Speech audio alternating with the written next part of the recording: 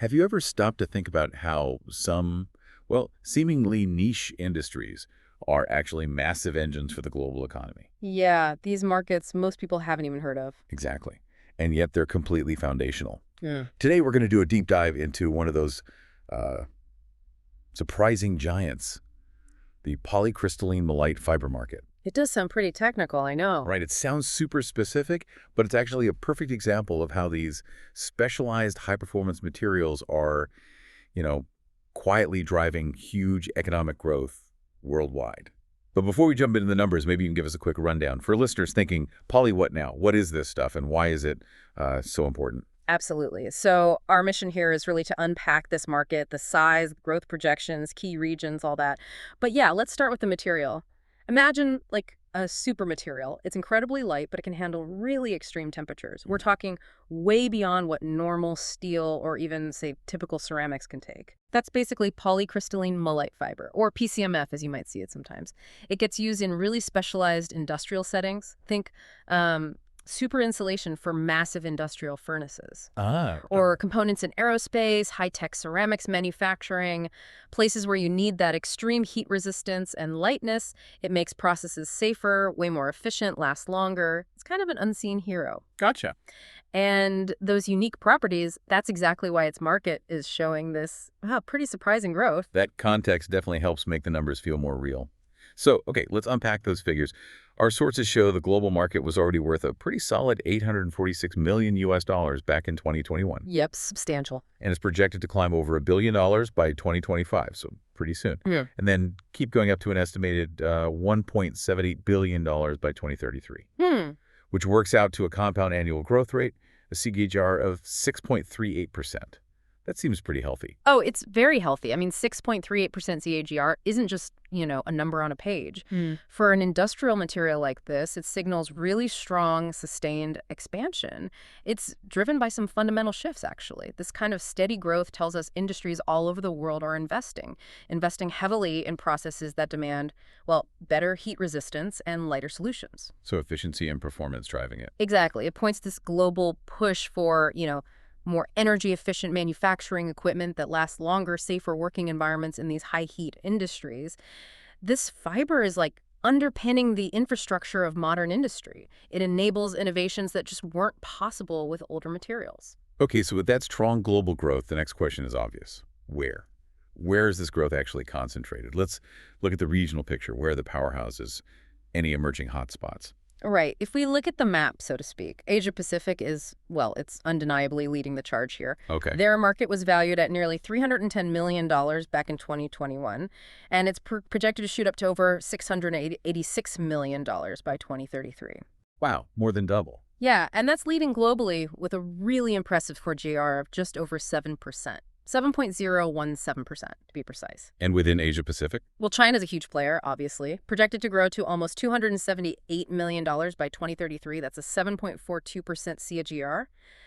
But the real standout, I think, is India. It's showing truly explosive growth. Really? Yeah, it's on track to more than double its market size, from about $56 million in 2021 up to over $132 million by 2033.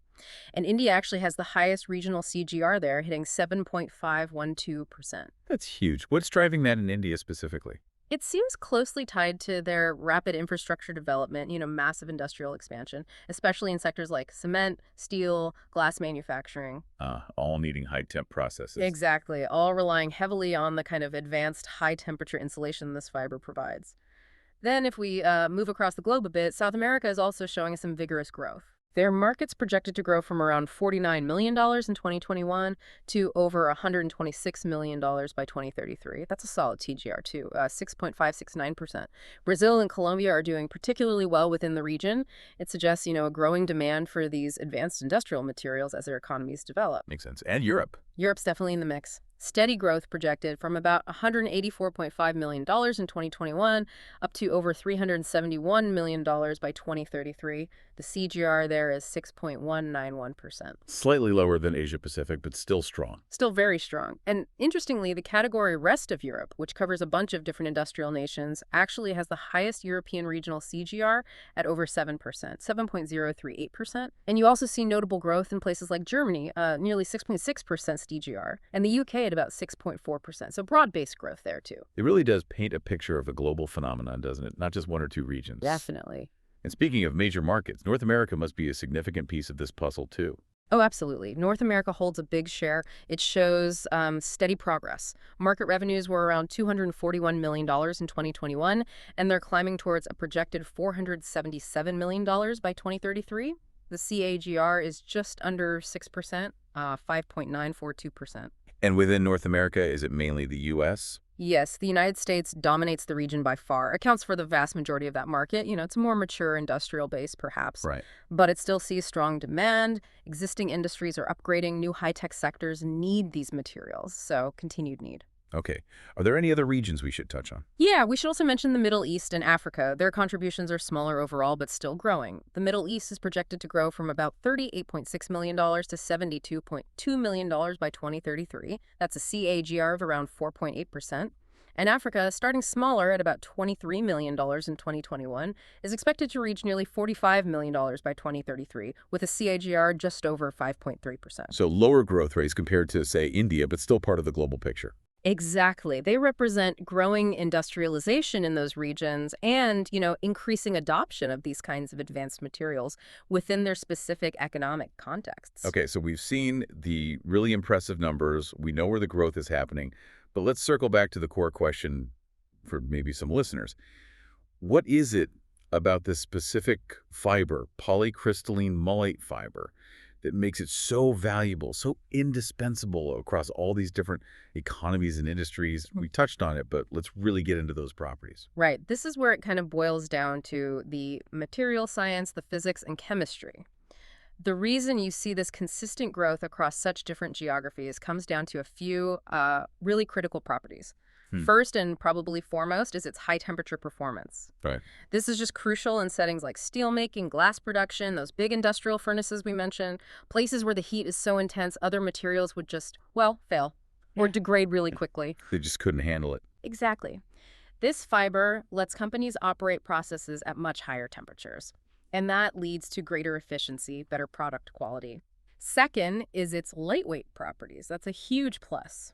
Why is lightweight so important in, say, a furnace lining? Well, it translates directly to energy efficiency. Less mass means less fuel needed to heat the structure itself. And for other applications, like aerospace components, being lightweight is obviously critical. Every gram counts. It also makes things easier to handle, transport, install. Ah, okay.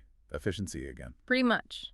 And these two things, high temp performance and being lightweight, they directly fuel its growing adoption in industrial insulation. That's its primary job in many cases.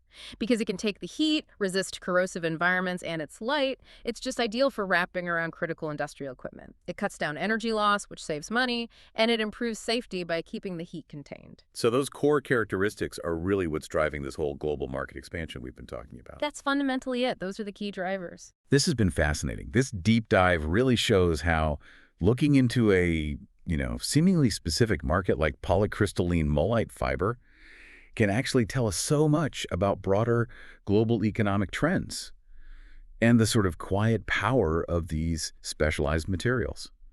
That's a great reminder, I think, that it's not always the flashy consumer tech that drives the biggest industrial shifts. Absolutely.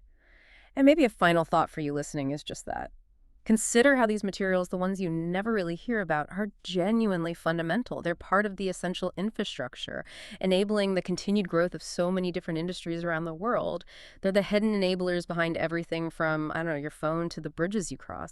So maybe next time you hear about some complex industrial process or a new tech breakthrough, just pause and think. What other hidden markets like this might be booming under the surface? Understanding these specialized fields, it really gives you a unique and I think powerful lens on how the global economy actually works and how innovation really happens.